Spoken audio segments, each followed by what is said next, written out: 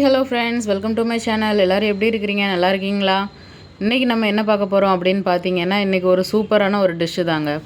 இன்றைக்கி வந்து நம்ம மீன் குழம்புக்கு முருங்கைக்காய் சேர்ப்பாங்க. ஆனால் நம்ம கத்திரிக்காயும் சேர்த்து இன்றைக்கி கத்திரிக்காய் மீன் குழம்பு வைக்க போகிறோங்க. எப்படி செய்யலான்னு வாங்க பார்த்துடலாம். ஒரு கடாயில் கொஞ்சம் எண்ணெய் ஊற்றி அது கூட கடுகு, வெந்தயம், கருவேப்பிலை எல்லாம் சேர்த்துருக்கணும். அதுக்கப்புறமா சின்ன வெங்காயம் இருந்ததுன்னா ஒரு 10 வெங்காயம் போல் உரித்து சேர்த்துக்கலாம். நான் வந்து இன்றைக்கி பெரிய வெங்காயம் தான் சேர்த்துருக்குறேன். பெரிய உள்ளி ஒன்றும், வேறு இந்த 3 பச்சை மிளகாய் இதெல்லாம் சேர்த்து நல்லா வதங்கி விட்டுறலாம். இது வதங்கிறதுக்காண்டி லைட்டாக உப்பு சேர்த்து இதை நல்லா வதக்கிடலாம்.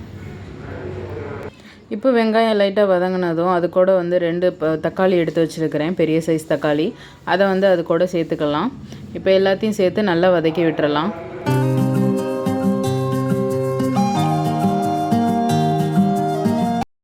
தக்காளி வதங்கினதும் அது கூட சேர்க்குறதுக்காண்டி இங்கே பாருங்கள், ஒரு கத்திரிக்காய் எடுத்து வச்சுருக்கிறேன். கத்திரிக்காய் வந்து சின்ன சின்ன பீசஸாக கட் பண்ணி அது கூட சேர்த்துக்கலாம். முருங்கைக்காய் வந்து நம்ம கடைசியில் தான் சேர்க்க போகிறோம். இப்போ இது கூடயே தேங்காய், ஜீரகம், சின்ன உள்ளி 4, மஞ்சத்தூள், மிளகாத்தூள், மல்லித்தூள் எல்லாம் சேர்த்து மிக்ஸி ஜாரில் அரைச்சி எடுத்து வச்சுருக்கிறேன். அது எல்லாத்தையும் இப்போ அது கூட சேர்த்துடலாம். ஒரு கொதி வர வரைக்கும் அதை விட்டுருவோம். இப்போ ஒரு கொதி வர வரைக்கும் இதை லைட்டாக மூடி போட்டு வேக விட்டுறலாம். இது கூடவே புளி தண்ணி கரைச்சி எடுத்து வச்சுருக்கிறேன். ஒரு லெமன் சைஸ் அளவு புளி எடுத்து அதை கரைச்சி வச்சுருக்கிறேன். இப்போ பாருங்கள், ஒரு கொதி வந்தாச்சு. இது கூட இப்போ கரைச்சி வச்சுருக்கிற புளி தண்ணியை சேர்த்துடலாம். புளி தண்ணி சேர்த்ததுக்கப்புறமா எல்லாத்தையும் நல்லா மிக்ஸ் பண்ணி விட்டுட்டு உப்பு கரெக்டாக இருக்கா அப்படின்னு சொல்லி செக் பண்ணி பார்த்துக்கணும். நம்மளுக்கு தேவையான அளவு உப்பு இல்லை அப்படின்னா அதில் வந்து நம்ம அடுத்து வந்து கொஞ்சம் போல் உப்பு சேர்த்துக்கலாம். இந்த ஸ்டேஜ்லேயே வந்து நம்ம வந்து உப்பு டெஸ்ட் பண்ணி அதில் வந்து நம்ம சேர்த்துக்கணும். இப்போ மூடி போட்டு கொதிக்க விட்டுறலாம்.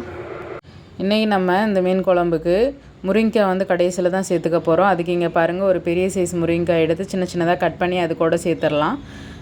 இப்போ குழம்பை கொதிக்க விட்டுறலாம். அடுத்து நம்ம வந்து பொரிக்கிறதுக்காண்டி எடுத்து வச்சுருக்கிற மீன் எல்லாமே இப்போ வந்து மசாலா தடவி வச்சுருக்கிறது எல்லாமே ரெடி ஆகியாச்சு. அதை வந்து இப்போ நம்ம பொரித்து எடுத்துடலாம். இங்கே பாருங்கள், குழம்பு கொதிச்சாச்சு. இது கூட மீன் எல்லாமே சேர்த்துடலாம். உப்பு மஞ்சள் போட்டு வச்சுருக்கிற மீன் எல்லாமே சேர்த்தாச்சு. மசாலா தடவி வச்சுருந்த மீன் எல்லாத்தையும் இப்போ பொரித்து எடுத்துடலாம். இங்கே பாருங்கள், எல்லா மீனையும் பொரித்து எடுத்தாச்சு. லன்ச் ரெடி ஆயாச்சு.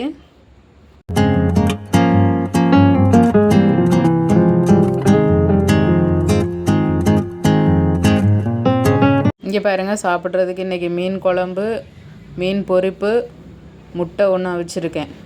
வாங்க சாப்பிட்றலாம். நல்லா வெந்திருக்கு. ஓகே ஃப்ரெண்ட்ஸ், அவ்வளோதான். உங்களுக்கும் மீன் குழம்பு பிடிக்குமா அப்படிங்கிறத நம்ம கூட ஷேர் பண்ணிக்கோங்க. இந்த வீடியோ உங்களுக்கு பிடிச்சிருந்துச்சு அப்படின்னா ஒரு லைக் பண்ணுங்கள். மற்றும் ஒரு வீடியோவில் சந்திக்கலாம். பாய்.